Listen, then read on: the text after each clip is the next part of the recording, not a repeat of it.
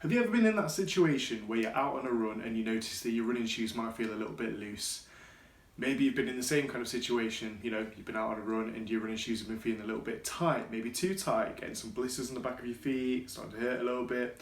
Well, if that sounds like you, I'm here to help. It's Sam here from UnderdogRunning.com, a blog designed with the running beginner in mind, and today I'm going to talk to you about how tight your running shoes should be when you're out on a run. How tight should your running shoes be? Experts say that your running shoes need to be tight enough to give your feet enough support, whilst also loose enough to offer a little bit of flexibility for when you're out exercising. Remember, it's important that your feet always stay comfortable whilst secure. Getting the right level of tightness in your running shoe can mean different things for different people. Things such as the size and shape of your foot, in addition to any recent sort of injuries that you've had, can all contribute to how tight you'd like your running shoe to be. According to experts, there needs to be around about a third of space in the running shoe. This is because completely tight and restrictive running shoes can contribute to difficulties with your overall running capability.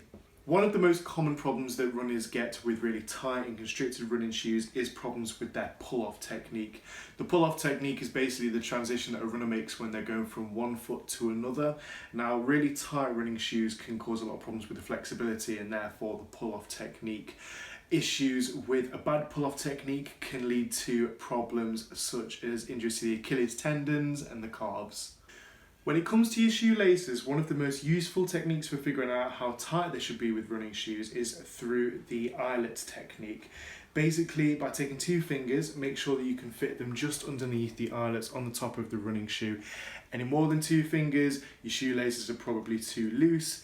Any less than two fingers and your running shoes are probably too tight. So whilst the shoelace method, the eyelet method, is excellent, there can be a lot of issues that come with that. It is just a general guideline, and at the end of the day it may come down to what works best for you. It's important to make sure at the very most that when you are going out for a run, you are comfortable. Are there any specific sections of a running shoe which should be especially tight or especially loose to offer the right amount of support and flexibility for your feet? So one of the areas to bear in mind is the very tip of the foot, around the toe section. There should always be at least a thumb's worth of space around the toe section. This is because your feet tend to swell in size when you're out for a run, so it's important to accommodate for that little bit of expansion, that little bit of room.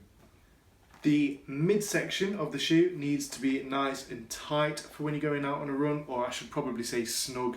You want it so that it offers your feet all of the support that it needs. However, it's not so tight that it's causing any kind of discomfort. Remember, this is a section of your shoe which is going to be providing a lot of support, so it's important not to have anything that's loose or moving around, as this could make you feel quite uneasy. Again, the heel of your foot also needs to be nice and snug without being too tight. For the same sort of reasons, really tight heels can be quite constrictive, but really loose heels don't provide much support and it can lead to a lot of friction and potential blisters. Although these are all great guidelines to remember, a lot of finding the right level of tightness and looseness in a running shoe can come down to personal preference, so it's always important just to take your own feelings into account and make sure that you just feel comfortable in your running shoe. Should my running shoes be big or small? So I did just mention a moment ago that it is important when buying some running shoes to make sure that there's a little bit of space at the end of the running shoe. It's also really important to make sure that there's space at the sides of the running shoe as well, because as I said, when you run, your feet do tend to swell in size, and it's really important to accommodate for that swelling. There isn't necessarily much of a benefit to having specifically smaller running shoes than your overall general foot size, but it is important to make sure that there is that little bit more space, maybe about half a size up, when you are buying some running shoes, to accommodate for the swelling of your feet. With this in mind, when it comes to buying a new pair of running shoes, it may be worth getting advice from a professional. Maybe get your feet measured first before you buy a new pair of running shoes, just to make sure that you have got the right size in mind. And if you do need to go that size a little bit bigger, it would be good to know how much bigger, and a professional is somebody who will be able to help you with that. If my running shoes are too big, can I make them smaller? So if you have bought some running shoes that are particularly large and maybe they're too big and you want to make them smaller, there may be a few different things that you can consider doing.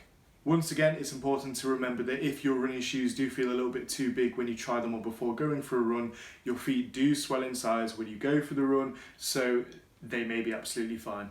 If your running shoes are too big and you're in the position where you don't want to go out and buy a new pair of running shoes and you are noticing a lot of discomfort with these running shoes that are too big, there may be a few different things you can consider doing. Investing in insoles to reduce the overall space inside your running shoe is a good option. You could also consider investing in some thicker socks to stop all of that kind of friction, and also investing in some of that tape you can wrap around your feet to prevent any blisters or any rubbing against the inside of your running shoe is probably also a good idea. Will my running shoes loosen over time? So whilst your running shoes won't loosen over time, they can become victim to a lot of wear and tear. I believe it is ASICS who say that you should be swapping your running shoes over every 450 to 550 miles. This is because as running shoes get beaten down, they can provide less support and the right amount of flexibility to give you a successful run. Some running shoes that are worn in particularly harsh environments may need to be changed even earlier on than 450 to 550 miles. For an example, if you're wearing running shoes on a treadmill every day, they might even last a little bit longer than that period of time. But if you're wearing trail running shoes and wearing them through difficult, horrible terrain in the woods, then they could get beaten down a lot earlier, and it may be worth investing in a new pair a little bit earlier than the 450 to 550 mile mark. What injuries can you get from wearing running shoes that are too tight or too loose? So it's important to remember with running shoes that they are the only piece of gear that provide us with a certain amount of protection that we need when we're out on a run. Because of this, it's really important to make sure that we're wearing our running shoes in the right way. Typical examples of injuries that you can get from wearing running shoes that are too tight or too loose can include stress fractures, shin splints, back pain, and runner's knees. The list could go on, but there are a lot of different injuries that you can get from not wearing running shoes in the correct way. That's everything for today, guys. Thanks for watching. If you liked what you saw today, head over to underdogrunning.com, where there are a lot more tips and tricks on running for beginners that can give you all the information you need to get into running.